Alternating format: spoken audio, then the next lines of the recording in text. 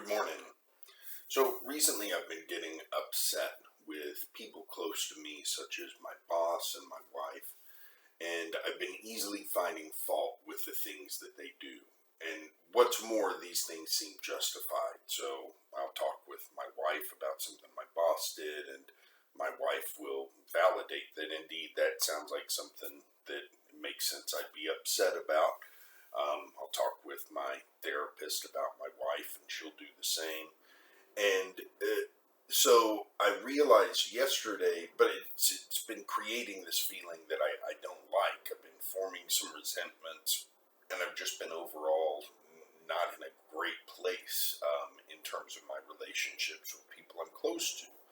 And so I realized yesterday that I've been under a lot of stress recently, and I haven't necessarily been managing it the best. And I started to wonder whether these things that are bothering me about other people are really valid, or whether I'm just finding an outlet for stress by finding fault in others. And this brought up, when I was thinking about it this morning, it brought up the idea of self-awareness in recovery, and reminded me that this is why self-awareness, or a conscious awareness of thoughts, behaviors, habits, emotions, responses, and overall state of mind is so critical in recovery. So in the rehabilitation center that I attended, we honed our self-awareness by taking inventory twice a day. When we woke up in the morning, we would fill out this worksheet talking about our overall state of mind, how we felt physically, how we felt emotionally, what we wanted to do for that day. And then at the end of the day, we would do something similar. We'd take an inventory of how the day had gone, how we felt at that point, whether our state of mind had improved, deteriorated, who we were able to help that day, that kind of thing. If you work a 12-step program in recovery, then you continue this. You continue this with the daily inventory that you take at the end of every day to look back on the day and look at any places where you formed resentments, how you helped people, whether you were kind and loving to people, or whether you treated people in ways that you shouldn't have. And so there's very good reasons for practicing these things, because they build self-awareness. And self-awareness is critical to knowing when the stress of the outside world is impacting our behavior, so that we can recognize that and not let our behavior run away with itself like we used to in our addictions, or like it can in recovery, and eventually potentially lead to relapse. So there's good reason for doing inventories, for practicing self-awareness in general.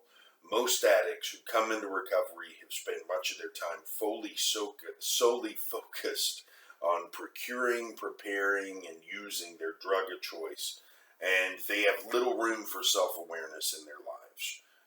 There's even a physical component.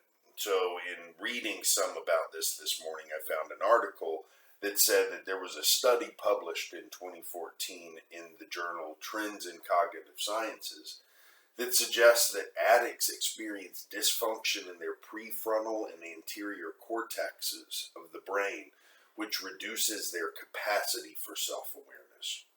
So in general, most addicts are not very self-aware.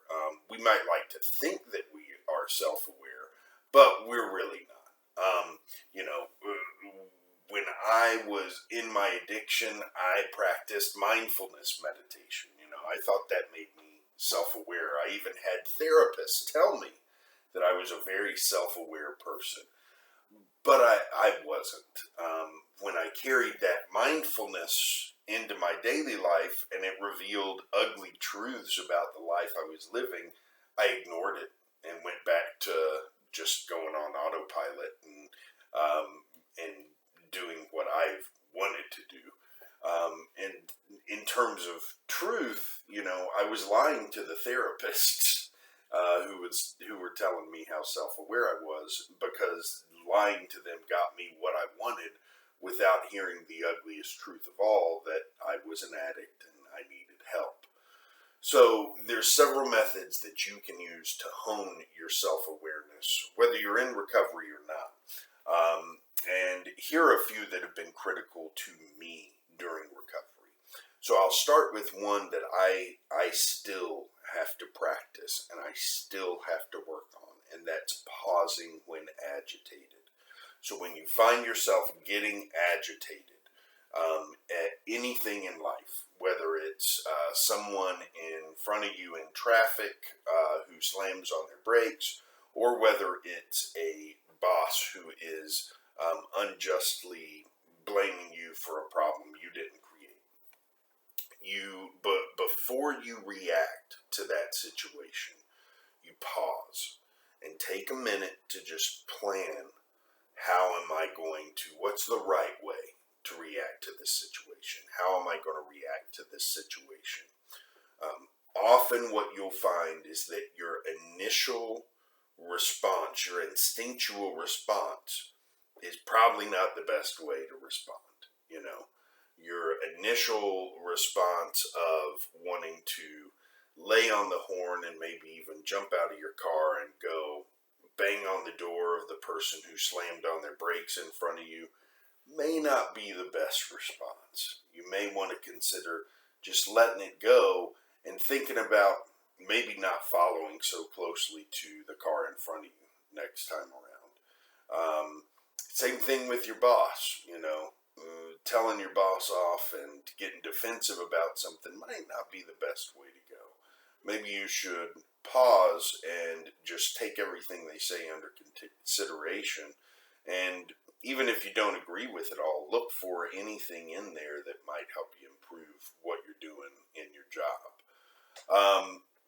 Another thing that's been helpful for me is mindfulness meditation. So you can find all sorts of guides online to mindfulness meditation, but taking some brief time every day to sit and be aware of your breathing, of the way your body feels, and then expanding that to being aware of the sounds of the world around you, things like that. This is a good way of practicing awareness and honing awareness, and it helps you learn how to, when your mind drifts off and starts to go on its own and do its own thing, bringing it back in, not controlling it, but redirecting it some. Another thing that's been very helpful for me is journaling.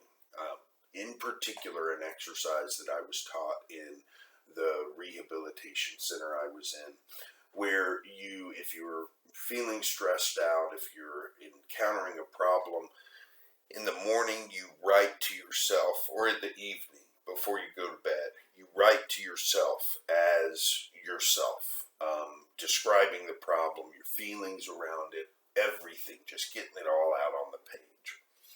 Then in the evening or the morning, after you've taken some time away from that, you go back and you read that and you respond as your higher power, if you believe in one. If you don't believe in a higher power, you can respond as you would a parent responding to a child. So a child that you love, that someone you have unconditional love for. And the idea is that you take a different perspective in your response, and that helps you process, and you take a perspective of love in your response, and that helps you process some of the things that you might be stuck on. Therapy and talking to someone, so whether it's a therapist, a sponsor, or just a friend in recovery, has been a crucial part of my honing self-awareness, because when I get to a point where I'm agitated, where I'm feeling very stressed out, talking to someone, checking in with someone can really help me identify whether the feelings I'm having are reasonable, or whether maybe it's the stress that's coloring my reaction to the world around me, and maybe I need to do a little bit more of that pausing and and planning. And finally, exercise. Exercise in general helps reduce stress, and reducing stress makes more room in our brains for the mechanisms that help enable self-awareness in the first place. So, the stress that I've got in my life, it's not going to go away. I've got a young child. I've got a very busy work schedule. But it's not stress that anybody else, it's not different from the stress that other people experience. And the one thing I can do is be cognizant of it, what it is, where it's coming from, and most importantly, how it impacts my interaction with other people.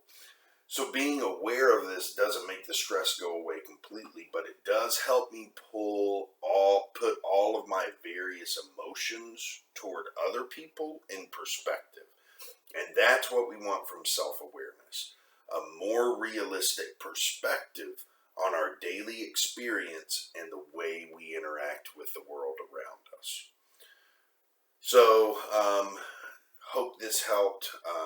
Thank you for letting me share today, because I needed to get some of this off my chest. It's another good way to practice self-awareness, is sharing what you're feeling with other people, which for this addict, something I'm still learning how to do. So, hope you all have a good day. I'll see you back here tomorrow.